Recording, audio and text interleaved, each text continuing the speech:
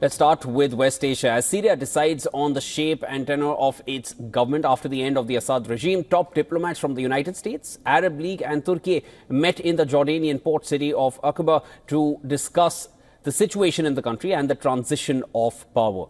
Now, the gathering, which also had in attendance representatives from the European Union and the United Nations, talked at length on the priorities of the new leadership in Syria and the priorities that it should adopt, including inclusivity and minority rights. Fears of a rise of terror remains a big concern.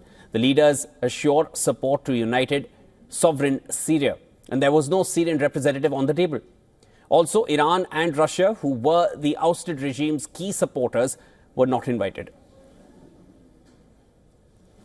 We do not want Syria to descend into chaos. We don't want for Syria but to move along a path that leads it towards the future, as I have said, a future that is prosperous for all Syrians. The mechanisms to achieve this future are clear. Mechanisms we all know, defined in Resolution 2254.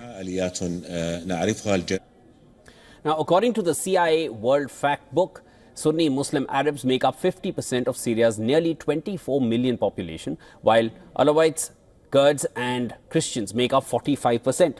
The remaining percentage comes from Druze, Ismaili and other ethnic and religious groups. Meanwhile, US Secretary of State Anthony Blinken said the country's officials now have direct contact with Hayat Tahrir al-Sham HTS. Speaking at a news conference in Aqaba, Jordan, Blinken said he would not discuss details of the contacts, but said it was important for the US to convey messages to the group about its conduct and how it intends to govern in a transition period. Meanwhile, a week since the fall of Bashar al-Assad, Syria struggles to get back on its feet again. Preparations are on for Damascus International Airport to resume operations. It has been closed since December 8th, following the fighting to oust al-Assad.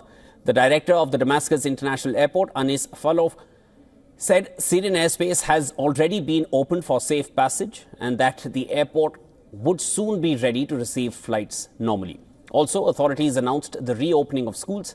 On the streets of Damascus, business has resumed. But some restaurants that serve alcohol are working cautiously. They fear that the HTS would forbid the sale of alcohol in the Syrian territory. One significant development is the reopening of the Turkish embassy in Damascus, which had suspended operations back in 2012 due to escalating security conditions during the civil war. Syrians welcomed the move. Also on your screens, you can see the moment when the Turkish flag was raised above the walled compound in the Syrian capital for the first time in 12 years. The newly appointed charge d'affaires, Burhan Koroglu, was present at the ceremony. HTS leader Ahmed Al-Shara said HTS group is communicating with Western embassies as it tries to restore governance in Syria. He added that Syria was too exhausted for another war amid Israeli forces seizing a buffer zone in the occupied Golan Heights.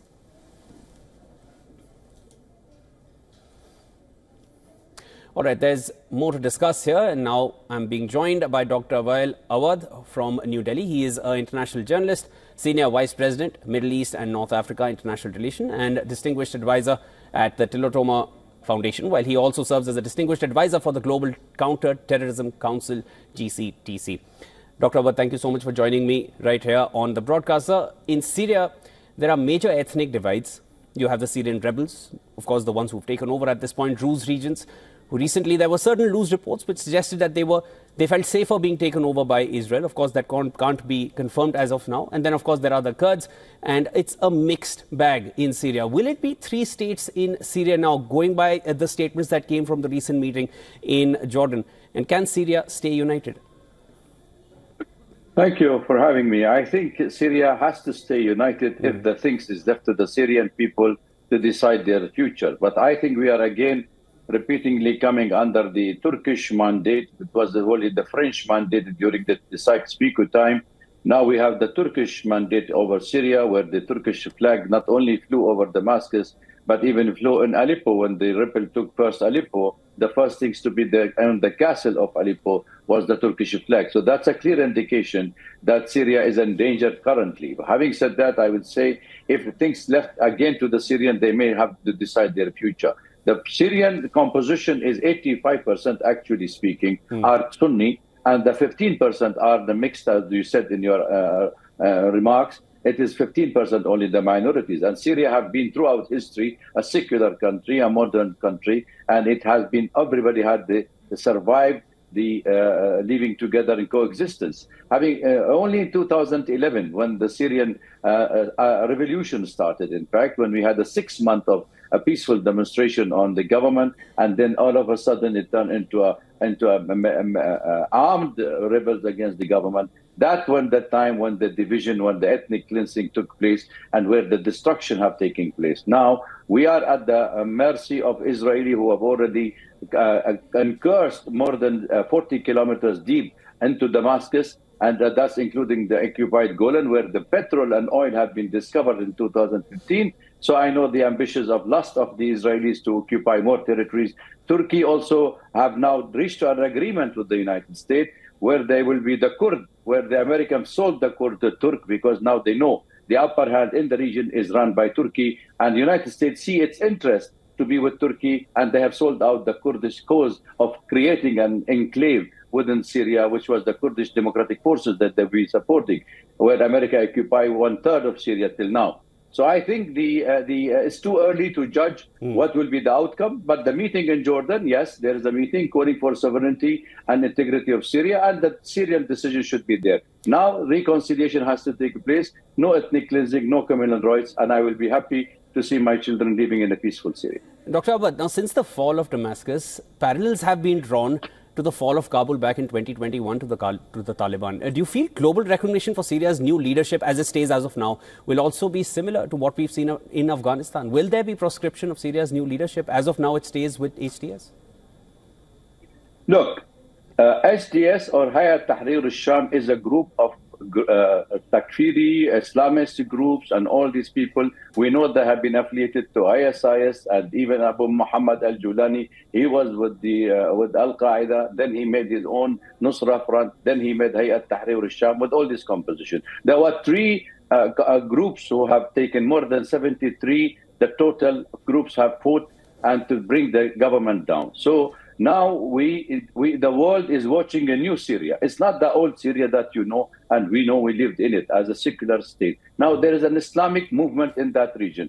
If this is what I'm saying, if the Americans are enhancing to recognize them and remove the ban on Hayat Tahrir al-Sham, because it is still considered as a terrorist organization by UN Security Council and by United States and the European Union. But because now it is saving the interest of Israel, because they have taken the government of Syria, isolating Iran from the region, and there is no access of resistance without Syria. So all these factors helping the American interest in the region. So if the American project is to be implemented, then I'm sure the United States wanted to see the ban has been lifted, and they wanted to see also that Syria has been taken by a moderate face of Islam, but the political Islam created by Turkey. But my feeling, my gut says that Turkey will have the upper hand in the political Islam of Syria. So if that is the case, then I am sure America would wanted to see an international assistance forces in Syria to ensure its remaining in Syria as a pretext to save its guard from terrorism. Then I think we have a different story. So it's too early to judge the outcome of this revolution and the impact of it is falling on the Jordan, on Egypt, on Iraq again, on Iran. Because when President Trump have come to power, he had struck a deal with Zelensky on Ukraine-Russia war. They are struck a deal with the Russians to sell out Syria. So I think we are at the mercy of everybody currently in Syria. I hear you. Dr. Awad, thank you so much for joining me here on the broadcast, sharing all your insights. That was Dr. WION The World joining me from New Delhi. Thank you.